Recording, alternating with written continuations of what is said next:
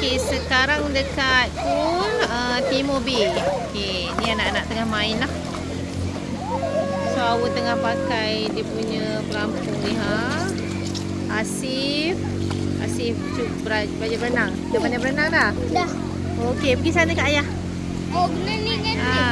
Boleh tu? Ya, satu je. Boleh, satu je. Pakai tu je. Ni pantai.